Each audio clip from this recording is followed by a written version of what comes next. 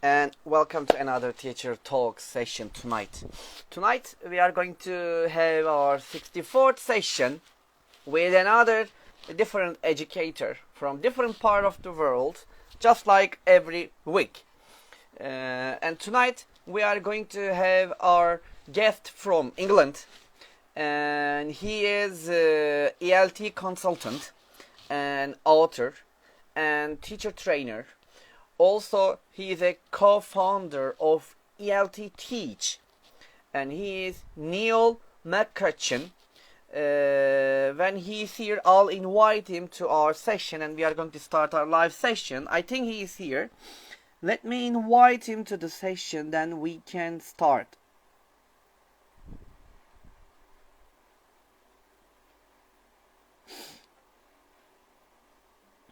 Just a moment.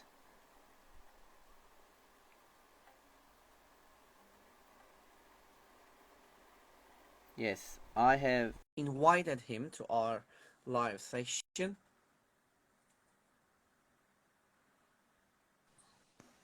Yes, there he Hello. is, Neil. Hello, Neil. It's great to see you. Hello, Volkan. This is the first time I've done this. Wonderful. This is my 64th session I'm doing it. So Excellent. it's So wonderful. you're a seasoned user of Instagram. What is it called? Instagram movies or? Oh, I don't know. It's kind of Instagram series, we can say. Okay.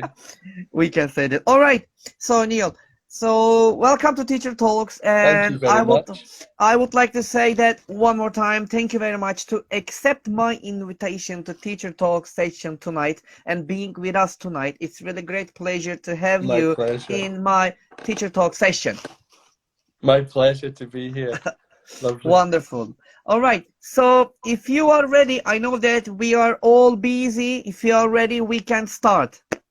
I'm ready. All right, Let's wonderful, go. Neil. Okay, and Neil, I know about you, but maybe our audiences would like to know about you. So can you tell us about yourself, please, and a bit about your experience too? Okay. Yes, I'm an ELT teacher trainer now. That's what I do mostly. I started off as a primary teacher many, many years ago in 1991. 30 years Wow. ago, I started teaching. And Wow. I did my CELTA in 1997, which I think was the first year when it was called CELTA. And I started off immediately after that. I was doing teacher training in Ghana in West Africa, Wow. which was kind of amazing because I hadn't really taught any ELT classes, but I was training teachers out there. That's how it works. And then I came back to London and I did some ESOL and some EFL in London. And then I did my diploma and I started doing teacher training with IH Budapest. Yeah. Very good school there. And yeah, I did my first CELTA in 2005. And now I unbelievably, I've done 106 CELTAs. Wow. Yeah. Wonderful. It's really It's the wonderful. joy of repetition, but they're never exactly the same. They're all different. Yeah. All right. Wonderful. Is that all about your experiences? I've done a bit of Delta as well, which I find more difficult. It took me 10 years, I think, to really find my feet in Delta. Wow. Because it's much more theoretical, and I just felt like an imposter for so many years. I feel okay now, but it took a long time. And all right. And then in 2019, I published a book with my colleague Neil Anderson, and that's our book about task-based learning, which we'll talk about later. Later, yeah. But we really felt that there was a niche or a need for task-based material because it was hard for teachers just to put their hands immediately on usable task-based material. So that's why we did it, and yeah, it's all been right. relatively That's all. Okay, wonderful, Neil. Thank you very much. So, Neil, what were some turning points in your own education? Well, Um, I have a lot, you mean? one of those. Sorry. Yeah, I mean, I just said maybe we're going to say I have a lot of turning points. Oh, right, yeah. Um, I mean, I liked school a lot, and I had a French teacher called Mr. Murray up here in Scotland, where I grew up, Uh-huh. and he used to bring in authentic materials from time to time. So it was a bit different, you know. He brought in a poem with I remember it was about a bird, a real poem in French, and he brought in a song by the Stranglers and a song by Billy Joel, where you know Wow. they were singing in French, and that, you know, that just really helped get me interested in foreign languages. And from that time on, I thought I had an interest in foreign languages, and I had an interest Wonderful. in teaching. Mm-hmm. Um, I at university I got so carried away by my subjects and my social life that I wasn't a very good student. So I think the next Really? turning point might have been CELTA, because I enjoyed that so much, and I you know, I seemed to be, it was natural for me. So that kind of launched me into English language teaching. Yeah. I see. Wonderful. A great turning points. Thank you very much, Neil. So, my next question is about again your teaching. So, what is your philosophy of teaching? Um, I think it's an interesting question, because I think anybody who goes into teacher training needs to have a kind of some basic principles, you Yeah, know, for teaching. Very important. Um, for me, I think the most important thing is to keep an open mind. mm-hmm. You know, keep listening to your students. Everybody's in a different situation, so no matter what you read from research, it's Mm-hmm. only, you know, very narrow focus on certain I see. student groups and certain morpheme Mm-hmm. studies or whatever.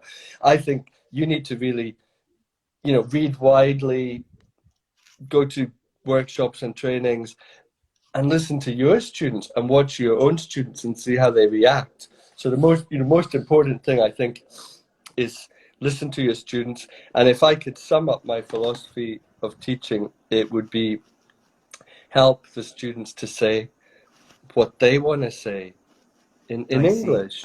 You know, Mm-hmm. give them something to do, help them Mm-hmm. say what they want to say, help them say it better.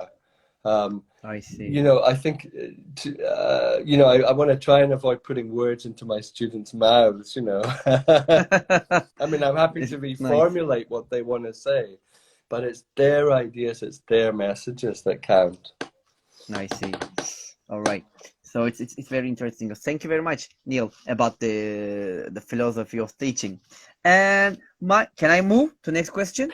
Yeah, I was just going to say, Or second thing with sure. the philosophy of teaching, I mean, I think after having had to read quite a lot for my diploma, and then, you know, to Yeah. teach on the diploma course, my influences would be people like Krashen, Wow. Michael Lewis, and more recently Michael Hoey. So the Uh-huh. lexical approach, and then the late Dave Willis and Jane Willis, who brought task-based learning to Task-based the learning. West Yeah. and kind of integrated it with the lexical approach too.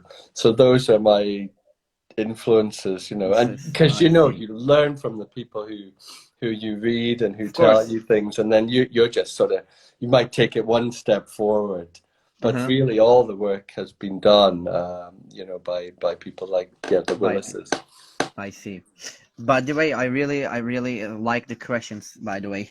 Oh He's yeah, one of I kind of mean, he came to Paris a few years ago, and he was just absolutely fascinating. And I mean, he still believes in, you know, in the value of input, and yeah. that it trumps everything else.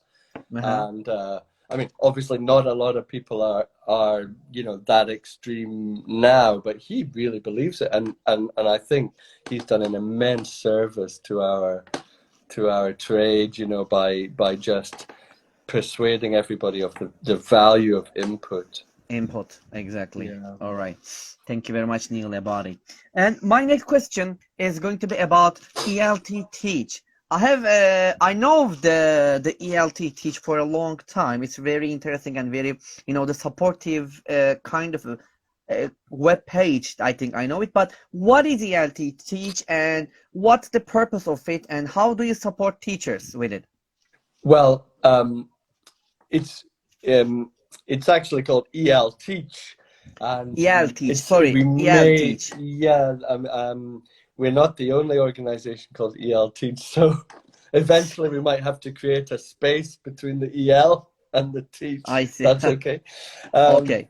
but so we set up as an online training center. We're offering CELTA and other courses. Mm-hmm. And our basic, again, philosophy or principle is CELTA without tears. So that's our hashtag. Because, you know, you go online and you see a lot about CELTA is boot camp and CELTA is Yeah. so intensive. And yeah, I mean, it is intensive. Everyone who's done it knows, and there's no getting away from that. But Uh-huh. we've tried to design our courses so that they are, as much as possible, allowing trainees to be in their comfort zones. You know, we want to support them and understand them and not be so concerned about ticking boxes as, you know, really responding to what we see and Uh-huh. responding to their progress. I mean, Yeah. sometimes when you see a lesson, you have to really sit back and think, well, exactly what am I looking at here, especially if the trainee hasn't planned it so well. Mm-hmm.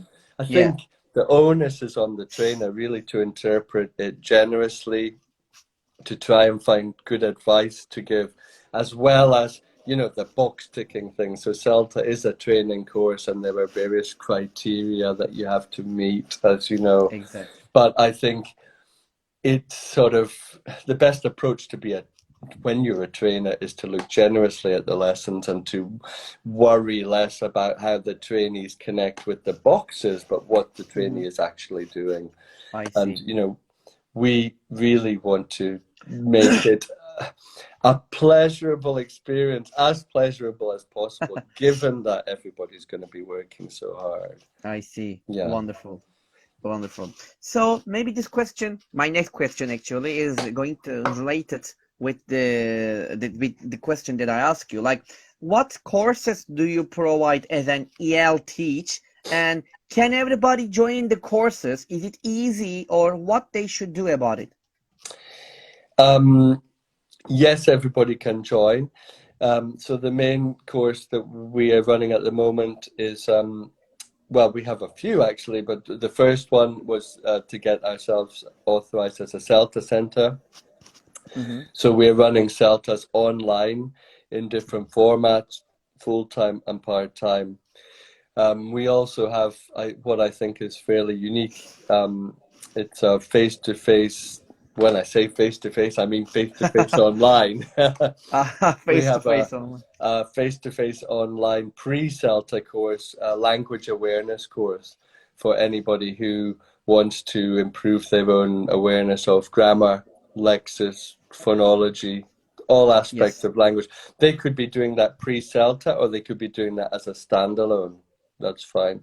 And I'm also planning to do a kind of executive version of that for business people Wonderful. in London, for native speakers who are worried about their own, maybe who are worried like their written grammar is letting them down. So for I see. managers, we're thinking of offering a sort of one-to-one coaching sort of version of that course, not to do with teaching English, but to I do with see. language awareness. We've also got a post-CELTA course, Mm-hmm. which is aiming to teach people a little bit more about ELT methodology and to sort of I form a see. bridge between Mm-hmm. CELTA and Delta. I see. Because again, there's something missing there. People find it a tremendous leap to go from CELTA to Delta. So the post-CELTA course will have teaching practice on it, and it'll have theory, and it'll have feedback and lesson planning to help people at that stage in their career when they want to move forward. And the other two teacher training courses we've got are for in-service teachers. We've got one training course to prepare teachers to teach IELTS. Nice. Again, that's offered in a variety of formats. And we've got another one to prepare teachers to teach the OET, the Occupational English Test.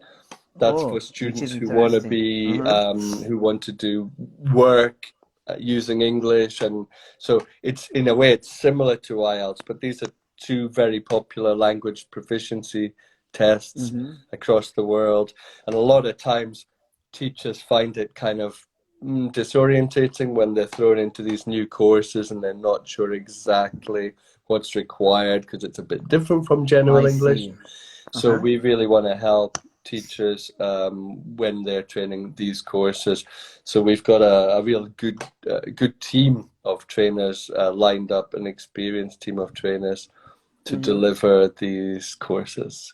Wonderful. And I should say that they're available in full-time and part-time and all sorts of different time frames. Wonderful. Thank you very much, Neil, for this precious info about the courses. And I have a question. I have a different question. Like, how long does it take to give the IELTS course to a teacher or a student? I think it varies in the length of time. I mean, we have different formats that are listed on our website.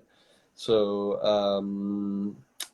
I would actually have to go and have a look and see how long they. I see, it's okay. No, I just wonder. Yeah, I mean, for a student doing IELTS, I mean that can be any length of time. You know, often a term.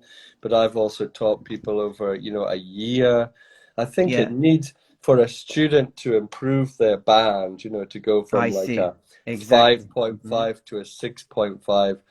I feel that that's going to take a year, something like that. Because, I mean, it's not just to do with the courses that they do, but it's the amount of exposure they get to the language. And it's difficult for students who are trying to get a 6, which is often what you need to go to a university in the UK or Canada.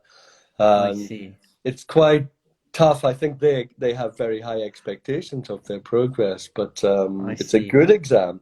So you have to up your proficiency in the language to get IELTS. I see. Thank you very much, Neil, about the information they give us. All right. So my question now, next question is related to your CELTA trainings. I know that you have a lot of experience about CELTA. So can you tell us one or two very interesting moments from your CELTA trainings? Well, I'm sure you have a lot. There are quite a few.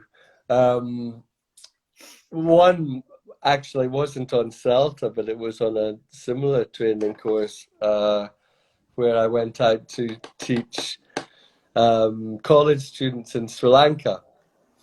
And it was a kind of train the trainer course. So I was helping introduce them to certain methods, and then they were going to go back and, cascade these, basically train their own departments in the method. So basically it was like a CELTA situation. I was sitting watching lessons in just outside Colombo, and it was a typhoon. At that point, Sri Lanka was in the middle of a typhoon. So we kept getting these absolutely torrential rainstorms. Wow. And I remember sitting at the back of this class, and the classroom had no windows, and the rain was just pelting down outside, and it was going through the pipes and going into the drains, and there was so much noise that I literally couldn't hear anything, you know, that was happening in the lesson. Wow. So the poor teacher was there with the students, and I was craning forward, trying to hear, but everything was drowned out, you know. Wow. Yeah, it was So impossible to listen to each other, I think. no. Yeah. And actually on the same course, I was doing a kind of one of those kind of chain drills. Do you know what I mean by a chain Yeah, drill? sure. So, Yeah, yeah. So in open class, and I just thought, well, what, you know, I just picked a question at random, and we were going to chain it around the class. And remember, this was in Sri Lanka, so I just said I'd had breakfast cereal, you know, for breakfast. So I thought, okay, well, what did you have for breakfast? So I was just going around the class. What did you have for breakfast? And I'd never been to Sri Lanka before, so I had no idea. And they were asking each other, what did you have for breakfast? And one student would say, rice and curry. Okay, now you ask the next student, what did you have for breakfast? Rice and curry. Okay, now I'm starting to get the picture. You ask this student, what did you have for breakfast? Rice and curry. And curry. Now, eventually I said, hang on, did everybody have rice and curry? And it turned out everybody had rice and They curry said this. for breakfast. And I said, well, you know, that's interesting, because I had breakfast cereal, you know, with milk. And they all fell about laughing, because in Sri Lanka, it's only little kids who have breakfast cereal with milk. Cereal and milk. Everyone else has, you know, rice and curry or rice and glass Curry. noodles, you know, yeah.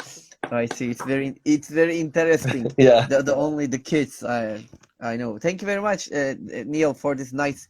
I mean, the moments or the stories that you share with us in your The courses.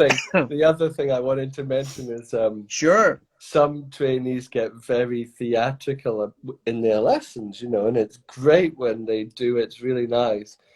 And on one of my first courses, this guy was teaching, you know, vocabulary for cooking, so chopping and slicing and all that, and, you know, boiling and everything. So we turned up, and it was great. And he had like a big chef's hat on. Don't know where he got it in Budapest. From one day to the next, he managed to get a chef's hat, and he had a cleaver, you know, and a rubber chicken. He had a rubber chicken. So I'm sure. Fantastic. I love it's great when trainees go the extra mile like that, and that really entertained everybody. I'm sure it looks so fun. Yeah. About it.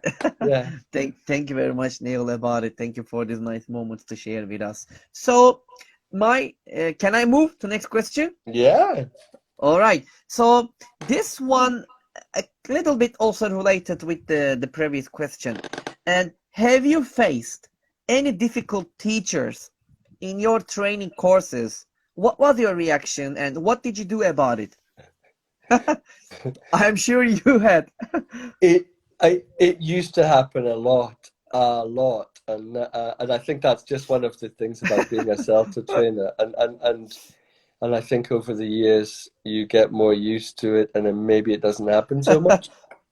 But I remember at the beginning I used to be very fussy about how people clarified grammar, you know, and I just thought it was really important to make all the right moves and ask all the right concept checking questions for grammar. I still think there's a role for this, but I don't think it's the be all and end all. Yeah. But at the time I did, so often, you know, I would run into some conflict with trainees who, you know, like maybe grammar wasn't their strong point.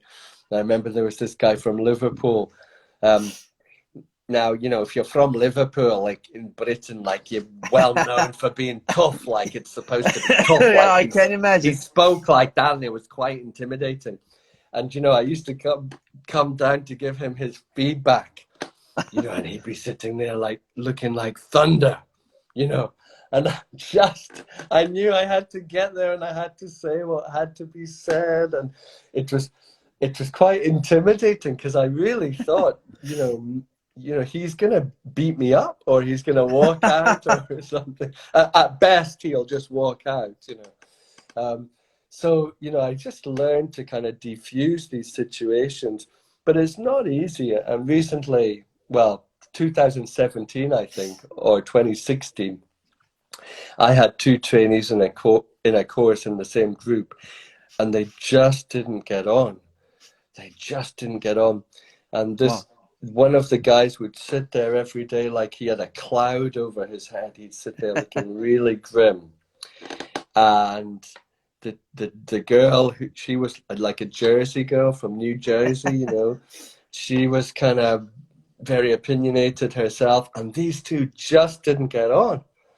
And you know, I had to kind of meet them separately, and I had to take them out and sort of say, well, you know, what can we do about this? Do You know, about it. can we solve this problem, like counseling or something? And I have to say, it absolutely didn't work. I mean, I don't think it made it worse, but it certainly didn't make the situation any better.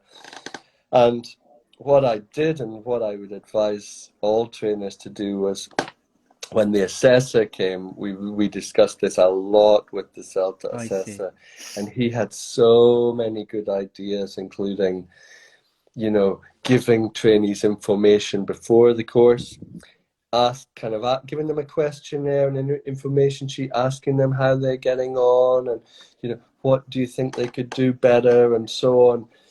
Basically polling the opinions of the group in order to get these things out into the open. Uh-huh. Because I think when things come out into the open Mm-hmm. in a training course like that, there's a kind of a certain amount of peer pressure that kicks in, and the other trainees, they want to be heard. If there are difficult people, they have something to say and they want to be heard. So the I trick see. is how to create that forum and to create that space for the other trainees, you know, without provoking the very difficult people. It's difficult. Now we definitely get people to sign, you know, before they start the course. I will behave professionally, you know. Like, I I see. understand that if I don't, you know, respect people and so on, it might endanger my place on the course or something. Because there's nothing worse, you know. I understand. It's really interesting that it really, I'm sure you can't forget that the memories that you I'll never shared with forget. us. I never forget So the names and the so fun. faces, you know. I'm grateful for it because you learn something. It's not easy at the time, but you learn Yeah, something. I see. Of course, that moments always teach us something differently about it. We learn different things. There is a question, but that question is related to the To TBL. So TBL, yeah, I'm going to ask the question yeah, after you answer the TBL about it. When you yeah. give information about TBL. So That's let's good. move that TBL part. Then Thanks for the question, Azra. That's a really yeah. good question. Yeah. We will come that point, Ezra. And so let's move to the TBL part then. We know that Neil, that there are lots of new trends in ELT world, and one of them is, I think, TBL, which is task-based learning. Can you tell us about it? Yeah. I mean, I think this is the second um what I say period where TBL's been somewhat trendy because it was a very important method from the 90s. Um, I don't think it ever went away, but I think there was a dearth or lack of material, you know, for Uh-huh. TBL. So, um, um, where do I start with TBL? Well, to start with, it's been reborn as TBLT, okay? So task-based language teaching, and Uh-huh. that is because of the influence of Mike Long, who we lost last year, very sadly. Oh, But sad he was about it. an Sorry about it. absolute pioneer and wrote one of the best, perhaps the best book on TBL. So if you see TBL and TBLT, these are both task-based learning. You know, Mm-hmm. they're both effectively the same thing. I Um, see. TBLT you might see more in academic texts and more with followers of Mike Long. Um, what is TBL? So TBL is in short, it's getting students to do things with language as a priority. So as an absolute priority in class, I see. they'll be not just communicating, not just exchanging opinions, but often working towards a goal with a task, something that they have to achieve. Yeah. And using their own linguistic resources to do so. So they're making their own meanings rather than, for example, generating a bunch of sentences using the present perfect and past tense, because that's what the teachers told them to do. Instead of that, they're making their own meanings like you do with your first language. I mean, this is what language is about. And the language focus, the deep language focus tends to come later. So the task comes first. I see. Students are making their own meanings. Then later, the teacher provides various, episodes of language feedback. Then they can repeat the task. Students can repeat the task if they want, perhaps in a slightly different way. So TBL is one of the fluency first or fluency led methods in ELT. So it shares that with Dogme, for example, Scott Thornbury's Dogme, and community language learning, also from the 70s and 80s. So the fluency part comes first, the communication comes first, and in theory, the syllabus should be based on these tasks. The task should be an organizing principle rather than saying, I mean, this is a caricature, but rather than saying, today we're going to do the present simple, tomorrow we're going to do the present continuous, next week we're going to do going to, So it's, I once worked in a department where a very lovely colleague of mine used to do the present tenses in the autumn, the past tenses in the winter term, and the future in the spring. It's the opposite of that. Rather than having a syllabus led by language items, the syllabus is led by what the students need to do with the language. Exactly. And that can be, there are different versions of that. And I think we are we are a kind of shallow end version, but teachers who teach ESP, something like that, English for specific purposes, they're probably more on the kind of deep end where the task informs absolutely everything that they do, and the syllabus is genuinely task based. I see. So that's TBL in a nutshell. I think it's wonderful. Really, it's well supported by methodology, by sort of, I should say, second language acquisition research. I see. So it's a good thing for teachers to get to know. I see. Thank you very much, Neil. And is it all? Let's move to the Azra's question. If it is okay. She asked, how about changes in the task-based in online classes? She means in which are challenging features have changed in this new era? Thank you so much. Yeah, thanks, Azra, for your question. That's a really good question. And it's interesting because, to start with, I was very skeptical about teaching online. And I just thought, no, I don't want to do, and I certainly don't want to do training online. And then, of course, I had to, because it was all moving online. And as far as task-based learning goes, I find that there's little difference. I mean, obviously, there are some differences. For example, you just don't see people's body language as clearly. So you just can't react to people as well, as instantaneously as you can in the classroom. And I find that mingles as well very hard to do online. I mean, you can do them, but it's awkward and clunky. However, almost everything you can do online, and in some ways, and this goes for CELTA too, in some ways it's better because you can use resources really effectively, like video, photographs, The whiteboard is in your face, literally. So Exactly. anything that you do with chat or with the whiteboard is right there. It's really easy to access and for students to copy and so on. And the mechanics of the tasks for TBL, I think, are exactly the same.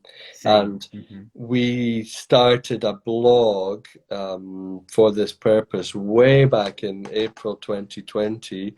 Our blog is called fluencyfirstelt.com or fluencyfirstelt.blog. And we've, I think, got 24, 25 tasks up there. It's all Wonderful. free of charge. We've got the lesson plans, the lesson outlines. We've got unscripted texts, proficient speakers giving examples of the tasks very often. Yes. We've got Jamboards up there. I don't know if anyone out there has used Google Jamboard. Lovely tool. It's a really lovely tool. Yeah. Yeah, fantastic tool. So we've got all of that pre-prepared if teachers want to dip their toes in again and try out TBL online, then please visit the Fluency First ELT blog and and please give us some feedback if you like the tasks or if you have any adaptations that you want to suggest. I see. That's always welcome. Wonderful. Yeah. Wonderful. Thank you very much. Thank you very much, Neil, about the answering the question of Azra. Thank you very much. I think the answer is very useful for her. Thank you. And can I move to the next question? Sure. All right. So my next question is also related with the TBL. So Neil, is it easy to use TBL for every level? Well, that's a very good question. I think personally for me, for productive tasks, I think that it's really, I mean, the students certainly need a level of proficiency themselves. So I wouldn't do things like TBL much before A2 level or even B1 level.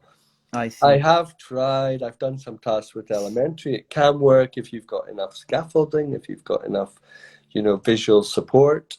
Of course, it can work, but I think it's sort of, why get people to say things before they have the building blocks to say things? So at that level, I think the best way to go with lower level students is to have, receptive tasks. I see. Receptive tasks, which is basically your skills lessons. Skills lessons, in effect, are task-based because you're getting the students to do things with language, but they're not focused on a single structure. So you can do receptive tasks at lower levels, but with real productive communicative tasks, I would say A2, B1 is the level where I would start them. And in our book, we really don't go lower than A2. It can be done, but it's so difficult. An example of a task for a very low level came from my colleague Steve Oakes. He recommended this to me when I had a beginner's class. And this was in Budapest. And he said, why don't you get a map of Budapest? And just show the students the map of Budapest and tell them about, some of your favorite places. And then they can point out their favorite places and say why they like them, And with that, there's enough visual support, because of the map. Of course. There was a real nice concrete focus. So the students could do it at some level. But I still have my doubts about how effective it can be. I think at that level, I would rather provide more sort of linguistic scaffolding before they do such a task. So that's my advice. I see. Thank you very much, Neil, about it. Thank you. So my next, again, which is related with the students again.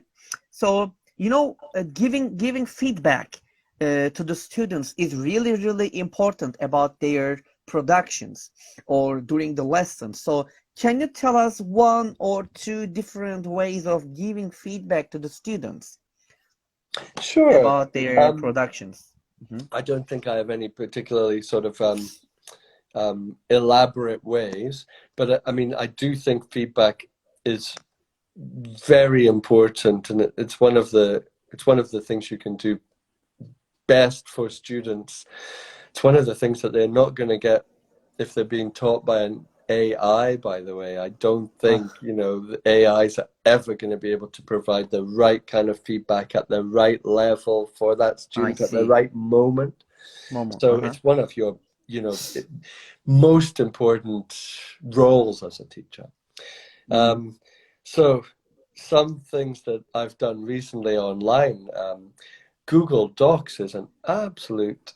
By the way, I don't work for Google. I'm mentioning all this. But no problem. That's okay. No problem. Google Docs is a fantastic resource. So when you can do a collaborative writing online, different groups can have access to the same doc, and you can label room 1, room 2, room 3. So when they go into their breakout rooms on Zoom, they can find their place on the document, on the same document.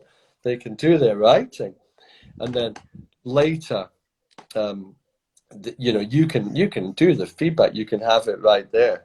You can highlight parts, ask them to reformulate parts right there. It works so well. It's another instance of where online teaching is better, better than face-to-face, I think, because the document is right there. People can download it afterwards. They can go back and look at the language. Definitely. I think it's very important to provide clear feedback. So you can use in a face-to-face class, you can use Post-its.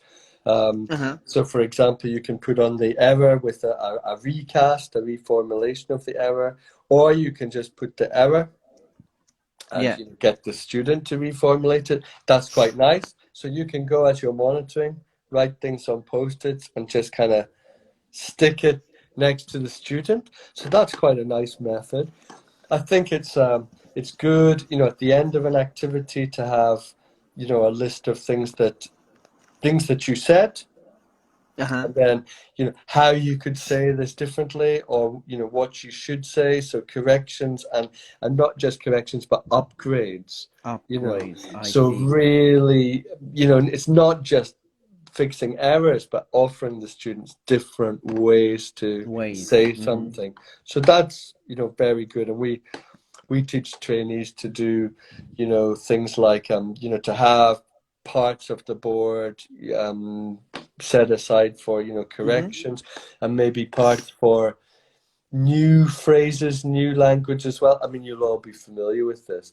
I see. One of the things I believe strongly in for the new language, and you might have heard this from Hugh Deller and Lexicon Approach people, is having longer models. So don't just have the word or even word partnerships, but have a whole sentence or a whole utterance, so that it makes it easier to remember. There'll be lots of little grammar things hiding in there for the students. So when you do upgrade a student's language, there's time in an hour lesson, in a 2-hour lesson, a long lesson. There's time to give them a longer model, and I really think students appreciate going away with that. And finally, one of the things I was reading recently in a book about evidence-based teaching. This is a really good book, by the way. I'll just flash it up here. This is a brand new book. I don't know if you've seen this. Evidence-based teaching. Evidence-based, It has a lot of the chapter on feedback is really, really good, and it has interesting things to say, like it's pretty emphatic that explicit feedback is better than implicit feedback very often. So, tell the student exactly what the error is, rather than just suggesting it through a recast. I see. And also, this might sound counterintuitive, but hot correction, it says, is no more valuable than, delayed correction. Because I often feel, instinctively, I feel correction should be hot and in the moment, but research shows that it doesn't matter if you wait a bit and delay that correction.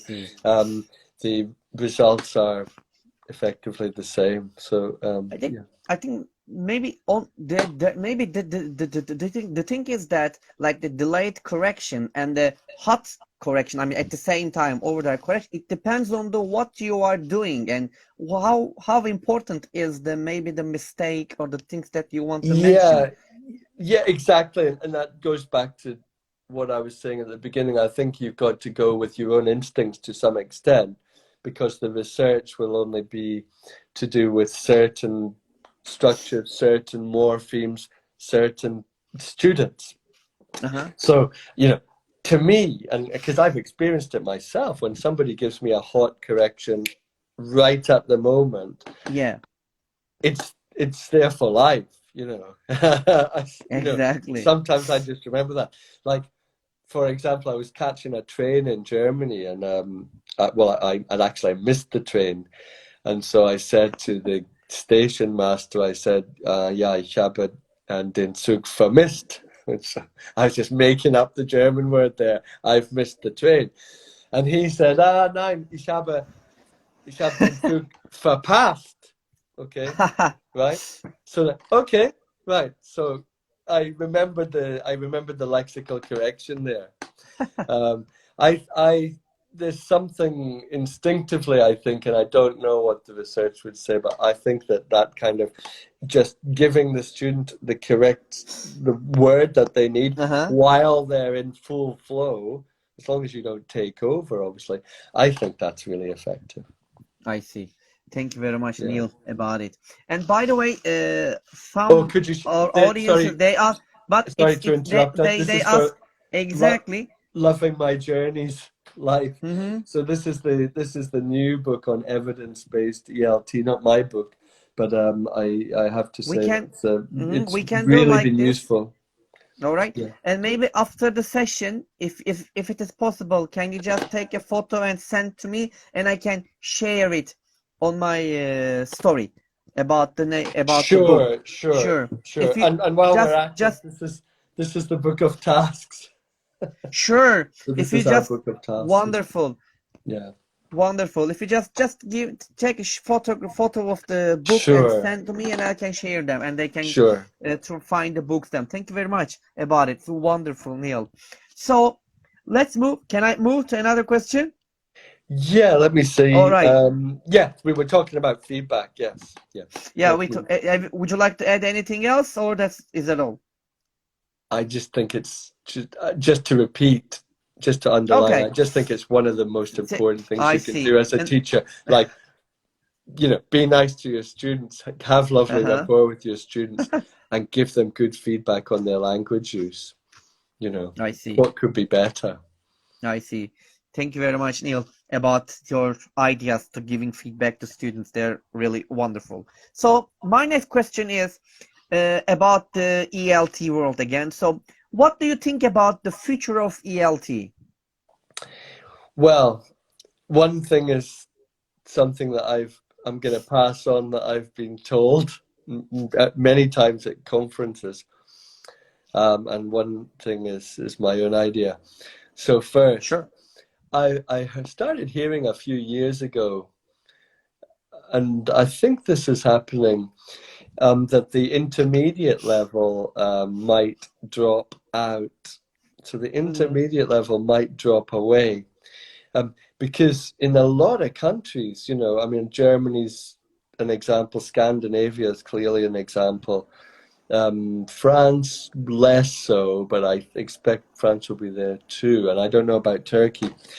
A lot of people just speak great English because they've just come through school and they've had amazing English lessons at school, and of course they've had hours and hours of those English lessons, and so those people go on to become pretty proficient in English. They don't have to Uh-huh. be perfect, but they are certainly fluent and they have a high level of ability.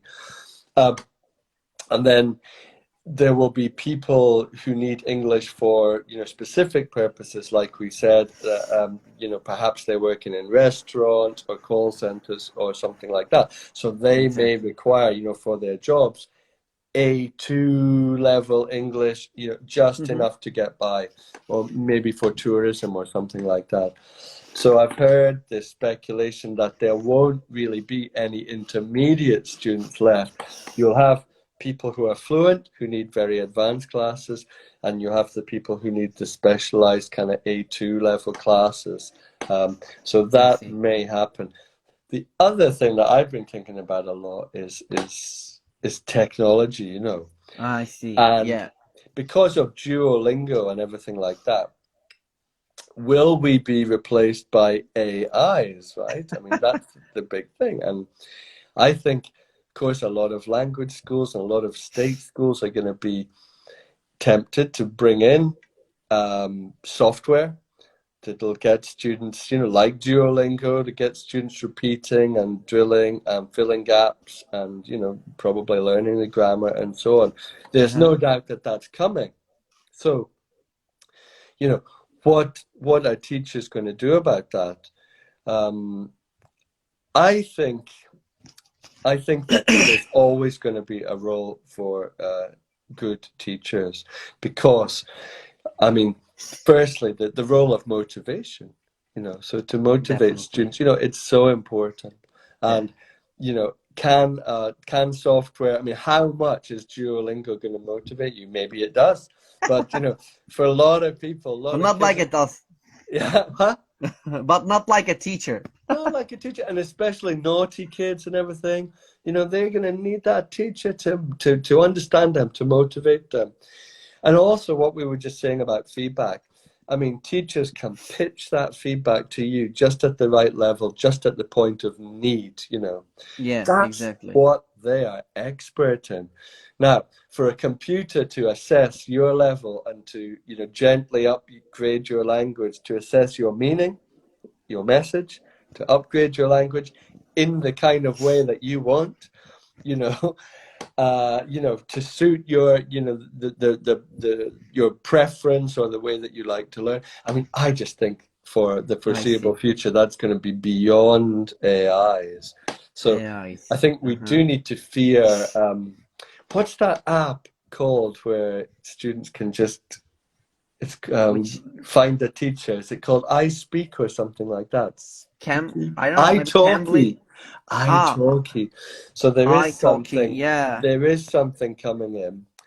iTalki, which is going to pair up students with teachers and take the bottom out of the market. Like, the pay is probably not going to be very good on that. So I think one of the things we need to do as teachers, you know, one of the skills that we're going to need is really putting the message across that it's good to have, you know, a real teacher, perhaps in real space as well, who can respond to you, who can motivate you, who can find the right materials and texts for you and respond to your language. Because, you know, this is a battle that needs to be fought. I think we have a lot of advantages. I think it would be easier for AIs to take over from accountants and, you know, doctors than from a teacher. But we'll see. Wonderful. Let's hope. Thank you very much. Yeah. Thank you, Neil, about the ideas about the future of ELT. So my next question, I think, by the way, I just have a couple questions, and it's almost, you know, the time also has passed quickly. It's almost an hour, you know, really. The time passed so quickly. The time's gone quickly. Yeah, exactly. So my next question is little bit related with you, so I really wonder what are you going to say about it. So which qualities, skills and abilities of your teenage self would you like to keep in your adult life? Well, this is an interesting question, and it's interesting, it's ironic now because we're using Instagram, but of course I didn't have that when I was a teenager. And despite the many benefits, the many benefits of the internet, I look back and I think how lucky we were not to have social media. Because I think social media, I think it can make you worry a lot about the judgment of other people. And I think that's difficult for teenagers. And I think it can get you into a situation where work is taking over your life. I So, see. because you can work on the train and you can work, well, in your living room, as we have been doing. You can work on the beach and you can work anywhere. So the Anywhere. two qualities I value from when I was a teenager, and I need to keep these alive.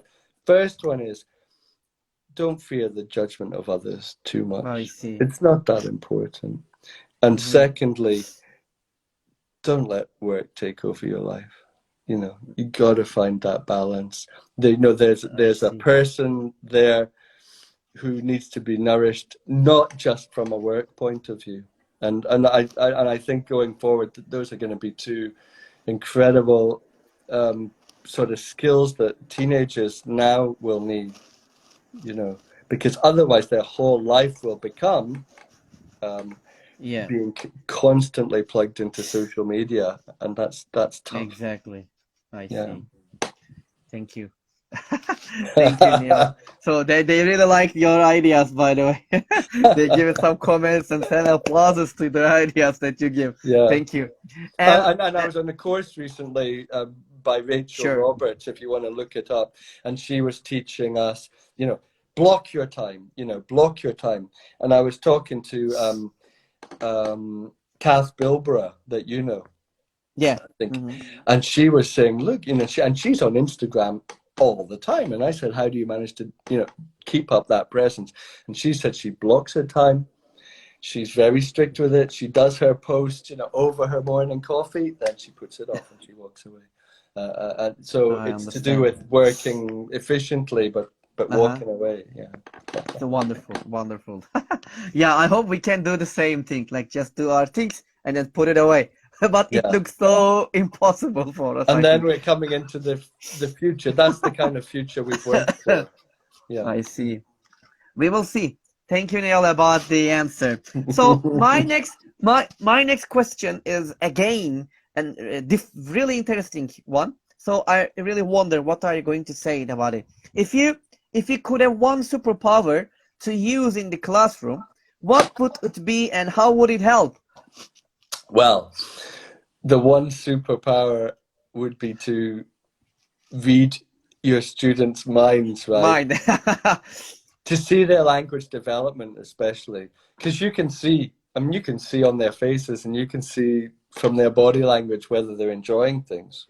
You can respond to that, but you don't know where they are in terms of the mastery of different structures, different lexes. You don't know what they know, what they half know, so you're not able to, if you were able to see their interlanguage in effect, however you want to describe it, their internally developing language system, if you could see that, then you'd be able to make more sort of adept moves as a teacher in class. So that would be nice to see, because it's all a matter of guesswork.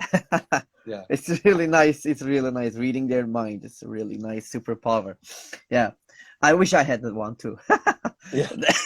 Thank you. So my only two questions left, Neil, about to ask you.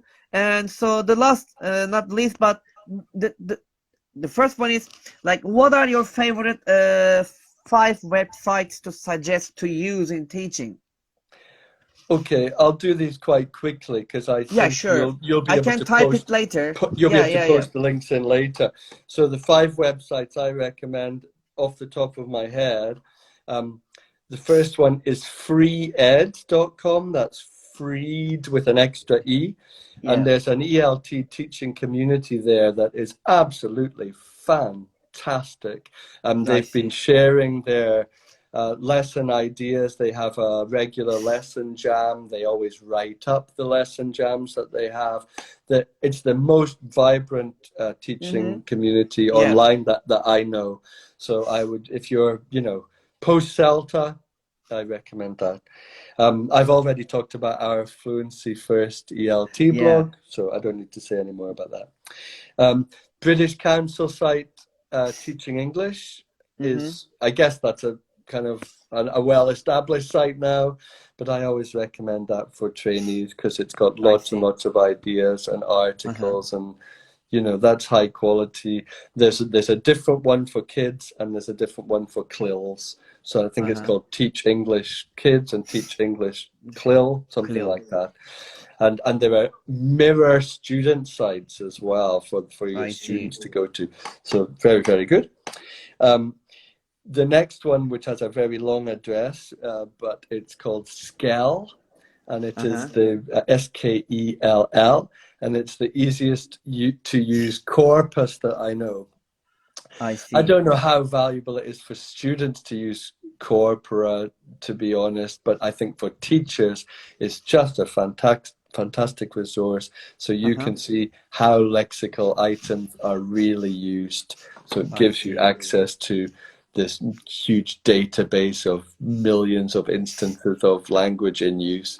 So SKELL, it's part of Sketch Engine, but Sketch Engine I think is the professional one for academics, and you'd have to pay for that. And SKELL is free. And finally, I have to recommend Sandy Millen's blog, just because, I mean, she's so fantastically thorough about what she does. I mean, if you can't afford to go to IATEFL, don't worry. Sandy's written up all the workshops that she's been to. You know, she's written up how to help yourself on CELTA, how to get through Delta. She's just worked tirelessly on this blog, and I think it's a fantastic resource, and it links to other blogs that she likes, like Lizzie Pinnard's blog, for example. Yeah, so I think that's a good place to start, and of course that's going to lead you down the ELT rabbit hole of other sites and blogs. But Sandy Millen, if you don't know her, check out her stuff. Her blog, I see. And by the way, I really going to, I mean, like, type them on the Instagram on my story part, and you can easily access to the web page. Thanks, that's brilliant. Yeah, by Neil. All right. And thank you very much for these web pages. And here is the last and the most difficult question, Neil. The most interesting one. Yeah, ready for it? Yeah. Okay, what is your motto? Okay, so I have to think about this a little bit. My motto for ELT and for life, okay, is the same. Okay. So, and somebody gave it to me recently in French, and so the French one is easy to remember. It's called, well, it goes like this: Lâche, prise, which means something like let it be or letting go. Okay. Now, in life, I'll start with life. I think it's really important not to try and control everything, you know, because you can't. Okay. I see. A friend was just talking to me about this recently, and he said, look, if you just try and control everything, you know, including selfies and all the rest of it, you're just going to make yourself tense and things are going to be slipping out of your grasp. Instead of that, you know, you need to be moving through life, just encountering what you see and learning from it. It's easier said than done. Ideally, if you had this state of mind, even when problems came up, you would be able to face them, right? So it's something that it's a lifelong lesson, but I love it. And in ELT, it's don't try to control your students' learning, because you can't. Like, you literally can't. So you go in with your material, you know, motivate them, make sure they have a good time, react to their language, but don't get annoyed if you did the present perfect on Monday and they still don't know it, because that's how language learning is. It's fine. So that's my motto: Lâche prise, don't try to control things. Wonderful. Lâche prise and don't cry. And especially during the pandemic. Especially during the pandemic, that's been something to keep in mind. Yeah, definitely. I'm sure that we will keep that mottos in our minds. Thank you, Neil. Thank you very much. These are all my questions about the teacher talks, and actually we had a wonderful time with you right now. So would you like to add anything else before ending our session, Neil? Well, I hope we didn't go on too long for everybody. No, no, no, no, no. That's It was perfect time. just I really enjoyed being here. It was absolutely fantastic. If you want to keep up with me, you can go to Sure. the Fluency First ELT blog or elteach.co.uk, where we run our courses. I'm just delighted to be invited on, and I had such a good time. So thank you, Volkan. Wonderful, wonderful, Neil. Thank you very much. And I would like to say one more time to thank you, Neil, to accept my invitation. And Neil was with us tonight here, and we had a perfect time, really, and very fruitful session we had, thanks to you. And I'm sure that our audiences had a really great time and I hope here, so. just like me, because I had a really wonderful time here. And we have learned a lot from you, and you shared your memories, suggestions, and ideas about my very difficult questions. Thank you very much about it. And that's all from Teacher Talks tonight. You're And we are welcome. going to see each other next Monday on the same day at the same time, as you know that. So that's all for tonight. And I would like to say one more time, thank you, Neil. And we will see each other next week with a different educator here. Okay, Until that and maybe time, see some of you at IATEFL next year in yeah, Belfast. why not? Yeah. Why not? Why not? And until next time, take care of yourselves and be careful and good evening, good night, good morning, and good afternoon, wherever you are. That's all from Teacher Talks. Thank you very much. And peace, everybody. Bye bye, Neil. Bye bye, Bye bye. everybody. See ya. Thank you. Bye bye. Bye bye.